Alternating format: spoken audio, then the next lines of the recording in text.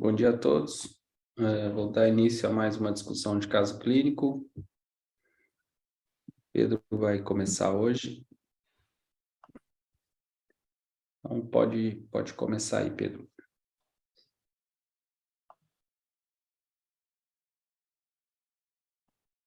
Bom dia a todos, meu nome é Pedro, sou residente aqui do Hospital Maternidade Frei Galvão e hoje eu trouxe um casinho orientado pelo Dr. Matheus e Dr. Marco Aurélio. Então, é um paciente do sexo masculino, 81 anos, veio para o pronto atendimento com queixa de dor epigástrica e dor torácica. Ela estava em ingestão de aproximadamente 1 litro de bebida destilada nos últimos dias. Foi realizada uma TC de abdômen total, onde evidenciou uma moderada coprostase.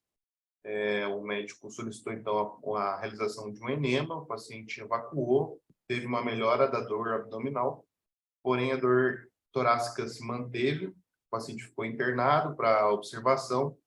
No outro dia, a dor torácica se intensificou, então suspeitaram de uma síndrome aórtica aguda para ele e pediram uma tomografia de tórax. E na tomografia de tórax, ele tinha alguns achados, uma área cardíaca um pouco aumentada, tinha um derrame pleural bilateral, mas a aorta dele tinha ateromatose, mas nada que sugerisse uma síndrome aórtica aguda.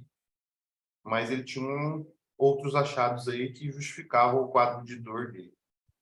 Se alguém quiser fosforilar em cima das imagens aí, fica à vontade. 1 litro de bebida alcoólica destilada com Destilado, 81 anos. 81 Só me anos. chamou atenção isso só, cara.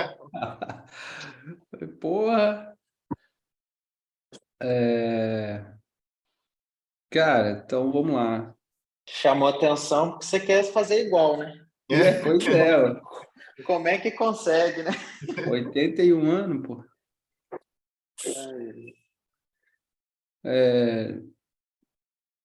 Tem uma distensão do esôfago distal ali, um material hiperdenso no interior, e tem uma hérnia, acho que é uma hérnia gastroesofágica, porque parece preguiado mucoso de estômago, né, no tórax. Então dá a impressão de que é uma hérnia gástrica hiatal. E com essa história, né, de piora da dor torácica, tem que pensar que possa ter uma comunicação entre o terço distal do esôfago e o pulmão, né? Talvez uma úlcera, tem hérnia, né? Então, sei lá, uma úlcera péptica, úlcera gástrica, tem uma úlcera duodenal, podendo comunicar ali com o, o, o pulmão, né? O ideal era tentar fazer um contraste para ver se opacifica algum trajeto fistuloso, alguma coisa assim. Contraste endovenoso também talvez ajudaria um pouco. Eu queria ver se você tem mais alguma imagem disso, assim. Não tem mais imagem disso. A gente achou também que fosse uma hérnia, tá, jovem? Mas depois, quando a gente corre, a gente vê que o estômago estava inteirinho lá. É realmente uma distensão do terço distal do esôfago, com a parede toda irregular ali. Essa parte densa aqui, a parede do esôfago está acabando bem aqui, ó. Então, ela transfixava a parede lateral esquerda do esôfago. Esse gás aqui, ó, é gás fora de alça, é pneumomediastino. Aí depois, conversando um pouco melhor com o paciente, ele teve a história de ter ingerido frango nesses dias recentes. Uhum. Levantou a possibilidade de ser um corpo estranho, um osso de frango, que lesionou a parede aqui do esôfago distal, transfixou e fez uma perfuração que evoluiu com o pneumomediastino aqui associado. Legal. Então, essa foi essa descrição que a gente fez, né? Um material hiperdenso, fragmentado na luz do esôfago distal, que aparentava transfixar a parede lateral esquerda do mesmo, com vários focos gasosos de pneumomediastino. Então, eu trouxe uma revisãozinha de perfuração de sistema digestivo por corpo estranho, né? Eu não achei nenhum artigo específico de esôfago, mas achei várias coisas falando sobre, de maneira geral, sobre isso. Então, a perfuração de alguns segmentos do sistema digestivo pode ser ocasionada por corpos estranhos, normalmente alimentares, e, na maioria das vezes, de formatos alongados e pontiagudos. 83% dos casos, o que é o mais comum é acontecer em alças ileais. E os corpos estranhos mais comuns de serem encontrados em casos de perfuração é espinha de peixe, osso de galinha e palito de dente. Na maioria das vezes, a história clínica é um pouco incerta, se você não tenta extrair alguma informação do paciente, na maioria das vezes ele não relata a possibilidade da ingestão do corpo estranho, porque ele nem percebeu que ele engoliu. E os principais fatores de risco incluem o paciente ser idoso, uso de dentadura, uso de bebida alcoólica, por isso que eu trouxe a questão da história, que faz parte do fator de risco, e o paciente psiquiátrico. A dentadura em si, ela reduz a sensibilidade tátil do palato. Então, muitas vezes o paciente não percebe que tem um objeto que não é comida na cavidade oral. E em 80% dos casos, a ingestão de acidental por corpo estranho, o paciente usava prótese dentária. Geralmente, esses pacientes podem vir no serviço com quadro de dor relacionado ao abdômen agudo, né? Se evoluir com perfuração de alguma alça. Então, ele pode apresentar dor abdominal, náusea, vômito, febre. E a detecção do corpo estranho deglutido por estudo radiográfico convencional muitas vezes é dificultada, porque os objetos são pequenos, são finos, lineares e têm baixa radiopacidade para se apresentar numa radiografia normal. Tem um estudo que fizeram com 358 pacientes que deglutiram espinha de peixe e que só foi visto em 32% das radiografias simples desses 358 pacientes. Então, baixa sensibilidade. A tomografia já apresenta o papel mais importante na avaliação desses pacientes, com alta sensibilidade para identificar a perfuração intestinal e o objeto. A acurácia chega em torno de 86% na tomografia, comparado com 32% da radiografia convencional. A tomografia também possibilita a identificação das possíveis complicações que esse paciente pode ter, né? O mediastino, a formação de uma coleção, um abscesso, né? E auxilia o cirurgião a programar a cirurgia. Principalmente a detecção de objetos pequenos, como espinha de peixe e pequenos fragmentos de ossos de galinha. Devido à sua densidade, a gente consegue ver melhor na tomografia. E pode identificar alguns estreitamentos do tubo digestivo, o qual pode propiciar a impactação de um corpo estranho, como umas áreas de estenose por inflamação, ou até mesmo um tumor, que reduz o volume intestinal ali e propicia com que o corpo estranho impacte aqui naquela região. Com relação aos palitos de dente, os estudos mostram que a sua densidade varia de acordo com o tempo que esse paciente deglutiu o palito. Que no começo, ele é seco e tem muito ar no seu interior. Com o passar do tempo, ele vai absorvendo os líquidos ali ao redor, os fluidos corporais, e ele vai aumentando a sua atenuação. Como nada aparece uma vez só na semana, sempre aos pares, essa semana mesmo a gente pegou um outro caso, uma paciente fazendo uma tomografia de abdômen eletiva para investigação de uma dor abdominal. E aqui na região próximo ao sigmoide, a gente via um pouquinho de líquido na pelve, uma densificação da gordura adjacente, e também tinha um objeto linear, radiopaco, pontiagudo, e que também perfurava a parede do sigmoide. Tá?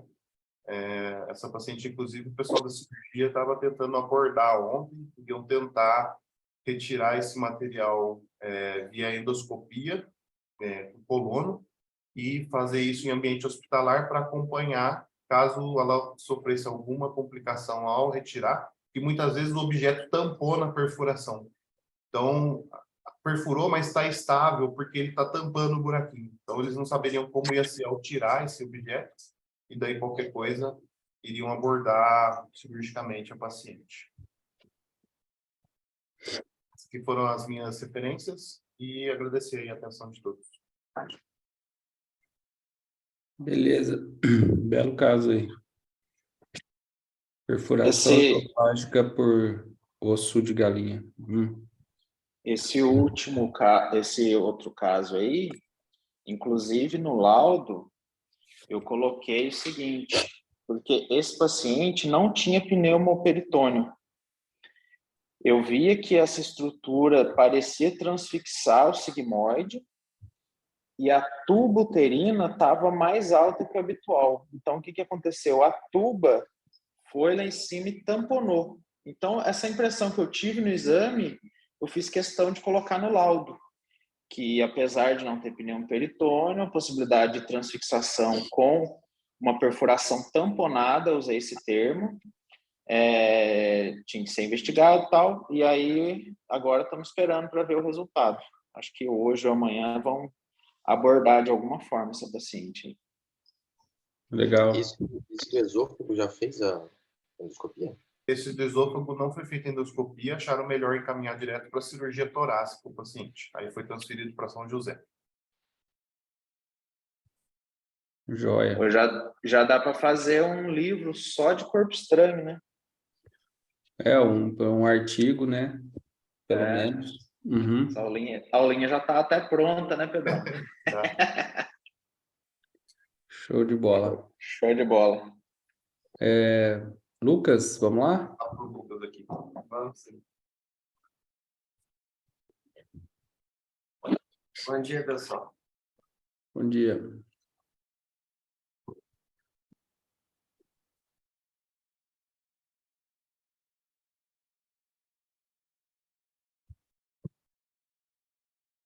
Então, meu nome é Lucas, eu sou o R1 aqui do Hospital Maternidade Frei Galvão.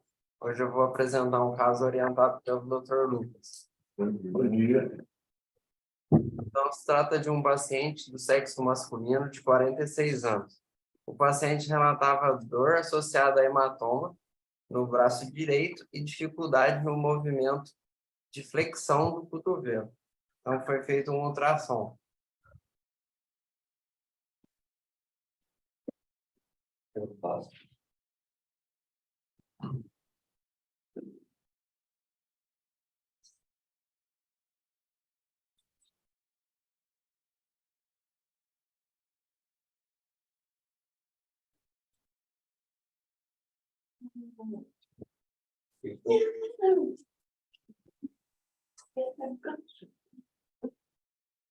Alguém quer discutir?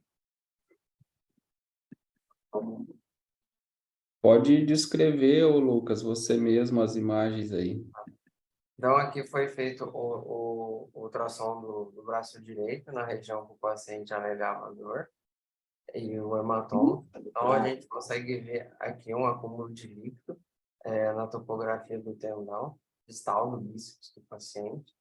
E nessa topografia, a gente consegue ver uma ruptura, né, nessa porção. Acho que vocês estão vendo a setinha, peraí. Estamos sim. Ah, tá, aqui. E aí, o Lucas estendendo, ele conseguiu ver um gap de aproximadamente 3 centímetros do tendão distal da tuberosidade do rádio.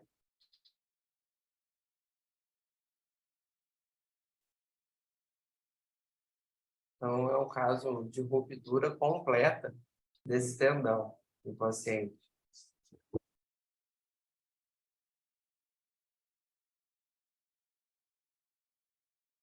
Ele rompeu distal, é isso? O tendão distal do bíceps. O que eu estava pesquisando na hora de montar a discussão é que a maioria dos casos de rompimento, eles acontecem na cabeça longa do bíceps, e também por conta de academia, que o paciente estava fazendo academia no momento. Eu não coloquei. Mas ele rompeu a porção distal do bíceps. Tendão Ok. distal. O tendão, só para a gente entender, o tendão distal é uma cabeça só, certo? E série no rádio, ok? Isso, a tuberosidade do rádio. Isso. Isso. E ele chama bíceps porque tem duas cabeças, e as outras duas, uma é a curta, o outro é o cabo longo, que passa ali no próximo ao manguito rotador, né? E o que rompeu, então, foi o distal, foi uma O rotura distal. completa, e o que você documentou é o coto do tendão, certo? Isso, essa foto aqui é o coto do tendão, exatamente. Perfeito, então manda bala.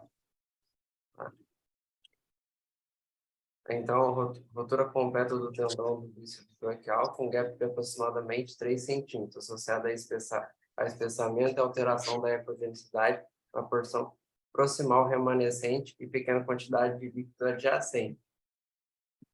Aí, quando eu estava pesquisando, o sinal do Popeye, ele é um termo clínico, certo? Aí, quando eu estava pesquisando num artigo de ortopedia, ele falava que quando é o contrário, o sinal do Popeye ele é a ruptura do tendão da cabeça longa do bíceps. Então, eles dão um termo invertido quando é a do tendão distal do bíceps. Então, as lesões do tendão distal do bíceps refere-se a distensões, rupturas parciais e completas do complexo do tendão do bíceps distal. São menos comuns que as lesões do tendão do bíceps proximal, com uma incidência de aproximadamente 1,2 em 100 mil casos. Ocorrem tipicamente em homens de meia idade com pico por volta de 50 anos, que a história clínica bate aqui com o nosso caso. Apresentação clínica. Os sintomas típicos de apresentação incluem dor intensa na fossa antecubital, em carga extrínseca, acompanhada por um estalo ou estalo audível. No caso do paciente, ele não relatou estalo, a gente chegou a perguntar. Os sintomas subsequentes incluem dor e fraqueza na flexão do cotovelo ou supinação do antebraço. Os sintomas clínicos podem incluir inconsistentemente hematoma na face medial do cotovelo ou um contorno anormal do bíceps distal. Aqui eu deixei em negrito porque era a queixa do paciente. Os fatores de risco são sexo masculino, uso de esteroides anabolizantes e a musculação. Complicação. Se não tratado, uma lesão do tendão do bíceps distal pode levar à atrofia e degeneração gordurosa do músculo bíceps com redução da força de flexão do cotovelo e supinação do antebraço. A patologia. A alta quantidade de fibras musculares de contração rápida, configuração biarticular são considerados fatores de risco para a lesão do bíceps. A maioria das rupturas são completas e pode afetar ambos os tendões. A etiologia. As lesões do tendão do bíceps distal geralmente ocorrem em um tendão enfraquecido durante carga extrínseca, com o cotovelo em flexão e supinação total. A localização, as lesões do bíceps distal acontece geralmente na zona distal ou interface insercional do tendão osso, e menos comumente na junção músculo-tendinite proximalmente. As características radiográficas ao ultrassom. Rupturas parciais e totais são caracterizadas por descontinuidade ou deslocamento parcial ou total do tendão e derrame peritendínico, com ou sem retração das fibras, enquanto outras alterações do tendão, sem qualquer evidência de ruptura das fibras, indicam lesões menores, como tendinopatia ou lesão de alongamento. Então, essa foto aqui que eu trouxe é bem parecida com o nosso caso, né? Aqui o tendão aconteceu uma ruptura. E aqui eu trouxe essa foto mostrando na ressonância. Os achados de lesões do tendão do bíceps distal na ressonância magnética incluem o seguinte: descontinuidade do tendão, fluido ou intensidade de sinal aumentado das seguintes estruturas: o tendão do bíceps distal, o músculo bíceps distal, e dentro do paratendão ou no tecido mole peritendíneco, e edema da medula óssea da tuberosidade radial. E aqui essa foto comparativa de um tendão normal e um tendão do bíceps comprido, numa lesão. Então, essas aqui foram as referências que eu utilizei. Muito obrigado, pessoal. Queria agradecer ao Lucas também pelo caso. Belo caso, Ô, Lucas, você quer comentar alguma coisa, Lucas? Não, acho que não, Tomás. Acho que não tinha nenhum. Eu não tinha pego um caso desse. Inclusive, Legal. ele tinha no outro braço também, né? Ah, antiga? Ele tinha um outro braço e ele também A não mesma lesão. Bom dia, E- galera. Fala, César, bom dia. Pode terminar aí, Lucas. já pode falar sim, já acabei. Eu não lembro da história aqui, mas ele tinha a história de anabolizante? Não, ele Parecia. só anabolizante que ele não falou, né? Mas ele estava na academia, é um paciente de 46 anos, e aconteceu a ruptura no momento que ele estava na academia, fazendo força. A gente vê muito esses casos em academia que o cara usa anabolizante, né? O que faz? O cara fica muito forte, o ventre muscular cresce muito com a força absurda, né? Anormal, rápida, e o tendão não aguenta a força do ventre muscular, né? E rompe. A gente pega aí no dia a dia, pelo menos eu pego mais proximal, né? A cabeça longa. Aí eu queria acrescentar aí, nessa anatomia do bíceps distal aí, tem uma membrana que a gente chama, tipo uma fáscia, chama lacertos fibrosos. Depois, quem tiver curiosidade aí, ela envolve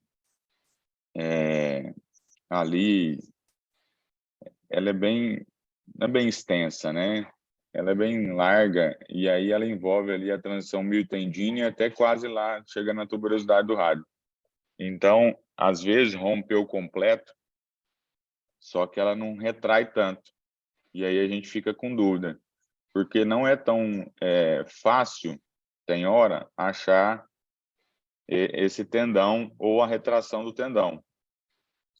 No ultrassom aí você tem que ter paciência, porque se não tiver, você faz o exame um pouco porco, né?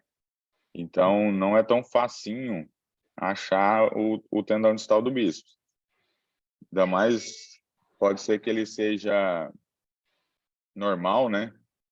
E você está querendo descartar, aí o normal é meio difícil mesmo. Desculpa aí que o fundo, galera. Valeu. Você sim, é isso que eu ia falar, cara. Eu, na prática, né, ultrassonográfica, eu acho um tendão difícil de ver. Eu não sei se ele insere, parece que ele insere meio obliquado, assim, meio em leque, né, para frente. Então, eu costumo ou fazer um movimento de extensão e rotação externa, meio que de estresse, para ver se eu consigo pegar ele mais reto possível, né? E quando eu tenho dúvida se é rotura total, eu não sei se vocês estão conseguindo ver, eu faço um mecanismo de flexão e entro com o transdutor aqui, ó, né? Aí eu faço... Não tô vendo seu cotovelo, Alex. Deixa eu colocar aqui que eu tenho. Ó, faz um mecanismo de flexão, eu vou para trás aqui, coloco o transdutor aqui, ó. Deixa eu deixar de lado. Tá vendo? E aí eu faço esse movimento com a mão. De pronação. E é isso, você faz o movimento de pronação e o tendão, ele meio que entra e sai da cabeça do rádio. E aí você consegue ter certeza se ele rompeu total. Porque às vezes, realmente, igual você me falou, você vê uma lâmina hipo ali, você não consegue identificar ele muito bem, e ele não retrai por essa face aí que você me falou, que uma vez eu li porque aconteceu isso comigo, que ele não retraía. Eu falei, pô, mas parece que tá rompido e tudo mais. E aí esse mecanismo me ajudou bastante, porque aí eu não vi o tendão entrar e fazer esse movimento aqui embaixo.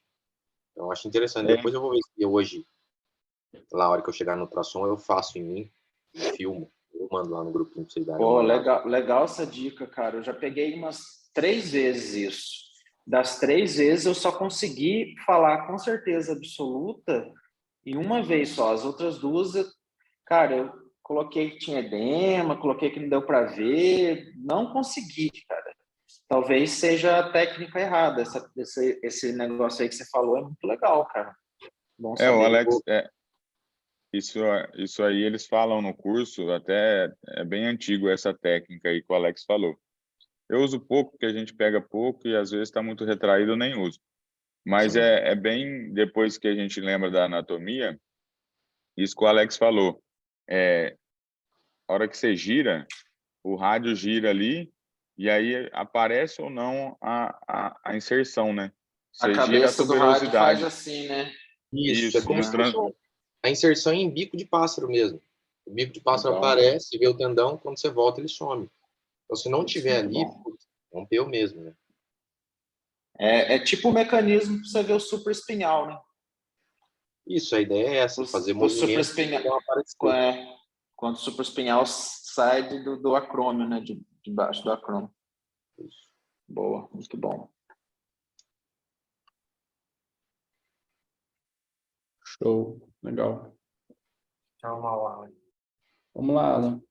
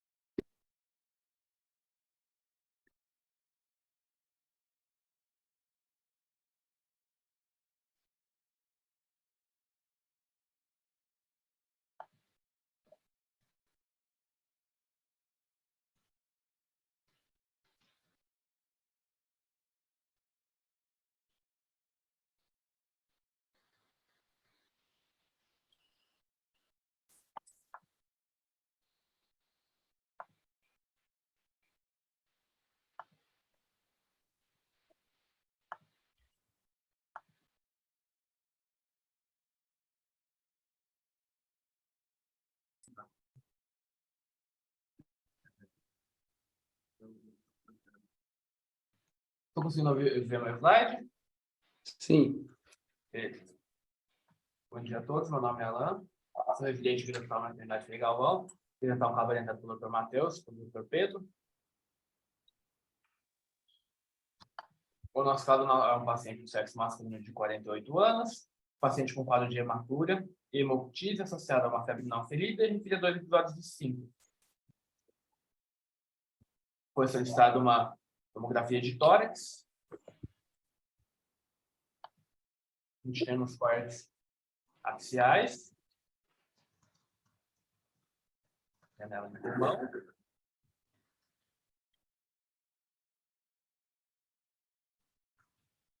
Tem um coronal com MIP para poder ajudar a identificar um pouquinho os achados.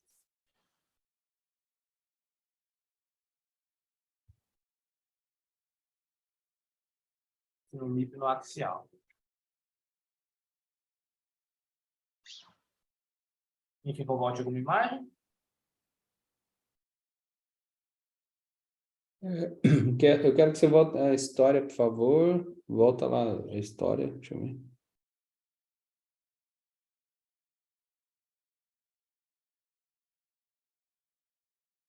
Paciente com hematura e uma hemoptise associada à febre não ferida. Tinha e referiu 2 episódios de 5. Pode passar.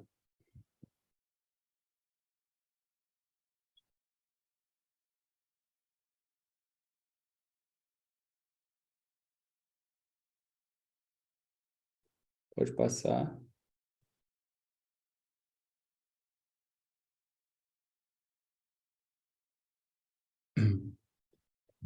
Bom, beleza.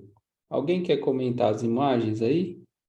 De preferência, algum residente aí que não conheça. Deixa eu ver. Gi.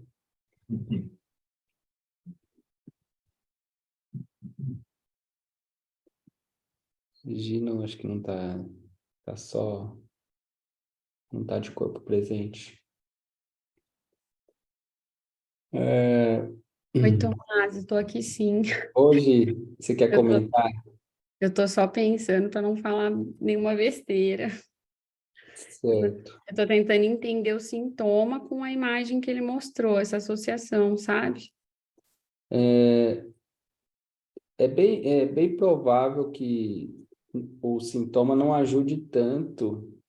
O que vai ajudar mais, eu acho que é o padrão, reconhecer padrão. Tórax é reconhecer padrão.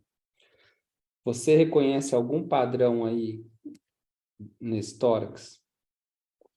A gente vê até a periferia, né? Os nódulos centrolobulares, né? Perfeito. Então, você reconhece que tem micronódulos centrolobulares, é isso? Isso.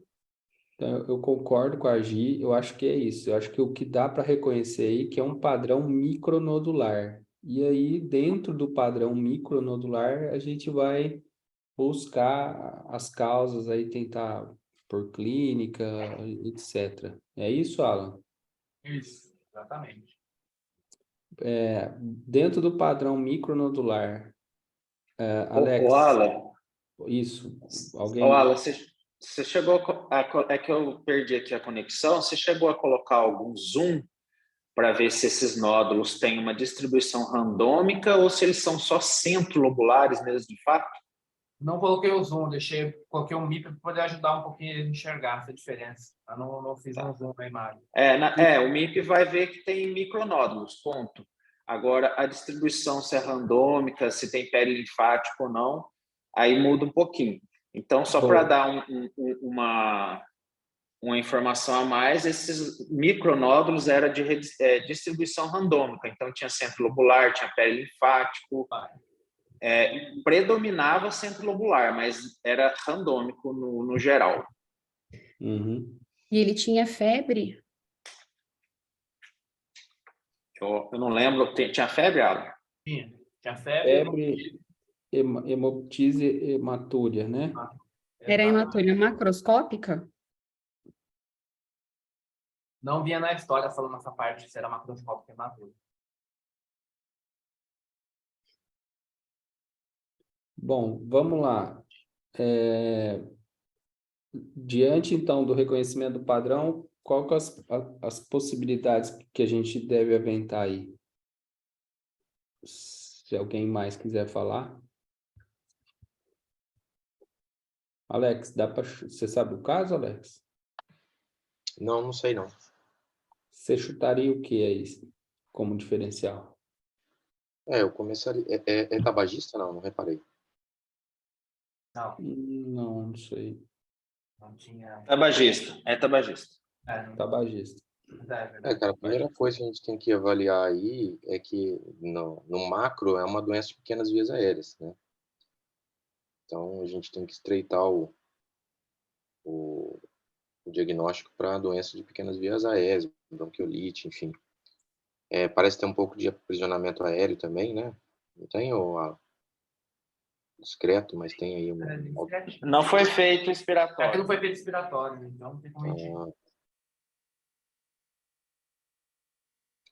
Volta na clínica para mim, por favor. Eu vou acrescentar um diagnóstico diferencial aí que eu peguei outro dia. E a apresentação era micronódulos também, que é a TB miliar. E vou acrescentar também a histiocitose, que também vem como um padrão de micronódulo. O importante é reconhecer o padrão e aí abrir o leque. Então, aí já temos Exatamente. bronquiolite do tabagista, TB miliar e histiocitose. Não me vem mais nenhum à cabeça agora, se alguém puder falar mais algum. Histiocitose de Langerhans que você está falando? Sim, eu acho. Uhum. E, assim, aí uma diferença que daria para saber, como é um padrão randômico, aí a gente pensaria mais em um padrão miliar. Aí, se fosse só centrolobular, pensaria em cometimento de pequenas vias aéreas, que seria, né, a bronquiolite e tal. Aí, eu acho que ficaria mais com a tuberculose miliar, né, diante da história, tem hemoptise. Porém, tem um dado da história que o Alan omitiu. Mas também é uma história que a gente viu depois. Então, a gente está dando para vocês a mesma dificuldade que a gente teve. Às vezes o paciente teve uso de drogas fumou algum cachimbo da paz aí. Paciente da Ver se é Fazenda imunodeprimido, né? Esperança. Paciente de onde, Matheus? É de uma casa de recuperação. Ah, então, mano deprimido. Eu não sei se pode ser Falou bem. muita viagem, mas assim, quando falou que tinha hematura, eu pensei em leptospirose, que pode dar um acometimento no pulmão também, né? Mas geralmente Sim, inclusive a gente pegou um caso desse, o Pedro trouxe. Só então, que o acometimento pulmonar é mais extenso. geralmente, né? Geralmente com fluxo, faz uma consolidação, né?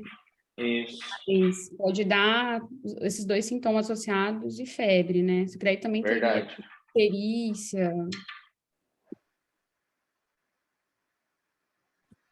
No caso, uma coisa que a gente não falou da história, né? E também o paciente que trabalhou Para tuberculose miliar, eu esperaria um acometimento mais exuberante. Eu não sei se está muito discreto, sabe? Mas, enfim, pode ser também. Uma coisa da história importante também, o paciente ele trabalhou em ambiente que havia presença de morcegos. Morcego? É uma coisa que eu estava omitindo da história, eu estava esperando a discussão para depois citar. Não, já que você falou de ocupacional aí, o silicose, né? Silicose também dá micronódulo, só que calcifica, né? A diferença é que dá micronódulo calcificado, né? Então aí, mas só para lembrar também de doença ocupacional, né? Com essa. Oi, Fala, tá Marcão. saindo. Com essa história do morcego aí, tem que pensar em histoplasmose, né? Aí acho que Histoplasmose, já reduziu o Pois, diagnóstico. tórax história é o 90% do exame, exato.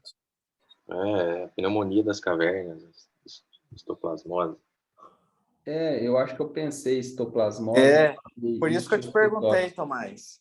Porque você lembrava que era com H, né? Tipo, eu também estava lembrando que era com H, mas daí eu falei, putz, é histoplasmose. Beleza. Posso dando continuidade? Pode sim. Beleza. Bom, de achados ficou como comprometimento pulmonar difuso bilateral, caracterizado por padrão micronuclear, distribuição randômica, padrão biliar, podendo corresponder a processo inflamatório granulomatoso, presumivelmente infeccioso, devendo ser considerado um diagnóstico diferencial da etiologia bacteriótica ou tuberculose ou fúngica, especialmente a histoplasmose, na dependência de correlação com dados clínicos laboratoriais. A gente deixou assim, descrito nos achados, e agora eu vou falar um pouquinho de histoplasmose.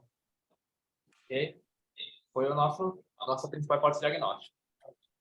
A histoplasmose é uma doença causada pela Histoplasma capsulatum, que é um fungo encontrado principalmente em cavernas e solo contaminado com esterco de pássaros e morcegos. A infecção humana se dá por inalação. E a histoplasmose pulmonar é a manifestação mais comum dessa doença infecciosa. Ela tem 3 formas clínico-radiológicas.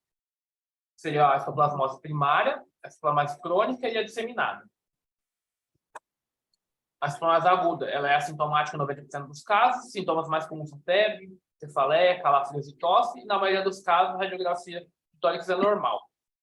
O achado mais comum consiste em consolidação focal ou multifocal mal definida, frequentemente associada a linfonodomegalia hilar ou mediastinal. A gente tem uma imagem de uma histoplasmose aguda, mostrando consolidação focais no lobo superior esquerdo e pequeno foco de consolidação no lobo superior direito. A manifestação mais frequente em paciente sintomático é o nódulo solitário, que é o histoplasmoma, e a exposição a um grande número de fungos, principalmente em cavernas, pode resultar em múltiplos nódulos pulmonares, micro e pequenos nódulos, né, com de 3 a 10 milímetros de diâmetro, com ou sem áreas de consolidação. A gente tem a imagem no raio-x, numa tomografia de tórax axial, mostrando o que eu acabei de citar. A histoplasmose crônica, normalmente ela resulta em opacidades segmentares ou subsegmentares, lesões escavadas e áreas de fibrose nos ápices pulmonares indistinguíveis da tuberculose. O comprometimento do mediastino pode resultar em linfonodomegalia, massas mal definidas de tecido necrótico e fibrótico, massas calcificadas e mediastinite fibrosante, com obstrução da veia cava superior e estreitamento de artérias e veias pulmonares e brônquios. E a gente tem uma histoplasmose, no caso de mediastinite fibrosante, num corte na topografia do bronco principal esquerdo e imediatamente após ele na figura B, mostrando a dilatação da artéria pulmonar principal e a área de calcificação focal na região hilar esquerda, que causa a estenose da artéria pulmonar esquerda e espessamento da parede do bronco. E a janela cílio-pulmão mostrando uma atenuação em mosaico, atenuação em perfusão em mosaico, secundária à obstrução vascular. Agora, no caso da citoplasmose disseminada, que no caso for no nosso caso, que é aquele padrão miliar, com os micronódulos que são randômicos, a gente tem uma imagem no raio-x e uma imagem na tomografia num corte axial. Com relação ao tratamento, a terapêutica da histoplasmose, ela varia de acordo com a síndrome clínica e o estado imune do hospedeiro. A histoplasmose capsulata é sensível a diversos antifúngicos, tais como antifotericina B, cetoconazol e outros. Historicamente, a antifotericina B tem sido o antifúngico mais efetivo para tratar essa patologia, principalmente os casos disseminados. E aqui a gente tem a imagem do caso anterior, do padrão do tórax, que a gente foi achado na imagem anterior, esse padrão mais disseminado, né? Padrão mais miliar, e aqui 3 semanas depois, já com o tratamento, já mostrando uma nítida melhora no raio-x. De diferenciais, a gente tem que pensar de acordo com o padrão que a gente encontrar na patologia, a gente pode pensar em alguns diferenciais, como, por exemplo, no caso do nódulo pulmonar com densidade de partes moles, tem como diferencial um carcinoma trombogênico, um tubercarcinóide, um tuberculoma. Já no nódulo pulmonar com foco de calcificação, a gente pode pensar em tuberculose, amartoma, em consolidação, pneumonia, tuberculose. Eles entram, assim, de acordo com o padrão, a gente vai pensando, a gente abre mais o leque de diferenciais. E no padrão miliar, que foi o que a gente encontrou no caso, a tuberculose, a criptococose, a coccidioidomicose, então, são alguns diferenciais. De mediastínite fibrosante, a tuberculose, doenças autoimunes e a radioterapia. E aqui, só para mostrar a diferença, a gente comentou lá em cima da tuberculose miliar, o próprio Dr. Alex falou que normalmente ficaria um caso mais exuberante, né? Aqui só trouxe para poder mostrar uma comparação. Aqui, esse é o caso da tuberculose num corte axial e num corte coronal, e aqui só um comparativo numa tuberculose miliar com uma histoplasmose de cometimento randômico de aspecto miliar também. Esse que eu trouxe para vocês. Matheus, quer acrescentar mais alguma coisa? Tá sem áudio, Matheus? Opa, desculpa. Não, ficou ótimo. Parabéns. Obrigado. Agradecer aí pelo caso e as orientações. Eu queria falar um negocinho aqui. Volta lá na descrição do caso do Matheus. Uma coisa importante aí, cara, é que a informação não vai chegar para nós, né? Cada vez mais a informação não chega para nós. Exato. E eu acho que a gente tem que colocar como os principais captadores dessa informação. Em algum momento a radiologia vai virar escritora mesmo, né? Então eu acho que está fazendo cada vez mais parte do nosso papel buscar a informação do paciente, entender a clínica e muitas das vezes fazer uma radiologia que não é automática, né? Por isso eu acho que o robô nunca vai substituir a gente nesse caso. A descrição dos achados, desculpa. Claro, opa, perdão. E aqui é só um comentário, né? O cara faz uma puta descrição, coloca 2 diferenciais, e aí vem alguém e fala, colocou depende da correlação clínica dos laboratoriais. Então, assim, nós somos estigmados de qualquer forma, né? E no tórax, cara, o cara já estreitou o diagnóstico, já deu 2 etiologias, e parabéns aí, Matheus, pela condição aqui. Além de ser um caso difícil, eu achei bem tênue de ver e possivelmente alguém recém-formado, até eu mesmo, poderia deixar numa pilha e acabar passando esse diagnóstico aí. Valeu. Mas assim, apesar do diferencial, ainda a tuberculose continua sendo meio que o primeiro, né, de ser mais prevalente e tudo mais. Mas o importante ali era dar o padrão, né? Por exemplo, poderia sair um laudo descritivo também, falar que é padrão miliar e boa também. Agora, o problema é o que você falou, a gente nunca recebe um retorno, a não ser que seja negativo, né? Então, o que eu tenho feito, estou colocando isso como uma prática de uns casos mais, assim, duvidosos ou um pouco na dúvida, ou que eu achei que estava muito característico de ir atrás depois, não tá telefone médico, quem fez, né, principalmente se for da região, que tem mais contato, e perguntar. Esse é um caso que eu não fiz isso, mas eu acho interessante depois eu até procurar. Mas, por exemplo, esse do osso de frango lá no intestino, assim, eu liguei para o médico solicitante, falei que a paciente ia procurar ele, já mandou para o cirurgião, então já fechou a rede de diagnóstico e possível tratamento. Mas eu tive que ir atrás para saber, e aí, o que não é. Então, acho que é isso que você falou, cada vez mais a gente fazer parte dessa cadeia de informação e a gente se mostrar dessa forma, a gente vai trazendo, além de benefício para o paciente, a gente consegue também melhorar a qualidade da radiologia. Né? É isso aí. Valeu, jovem. Show de bola. Pode fechar, Alan. Muito boa a aula, parabéns aí. Histoplasmose. Muito bom. Mas aí escrever no quarto agora, para não esquecer. Beleza, galera? Vamos dar um salve geral aí. Valeu. Bom final de semana para todo mundo aí. Valeu, pessoal. Até mais. Valeu. Bom final de semana. Bom, ainda tem teorias e tal, mas é a mesma coisa, né?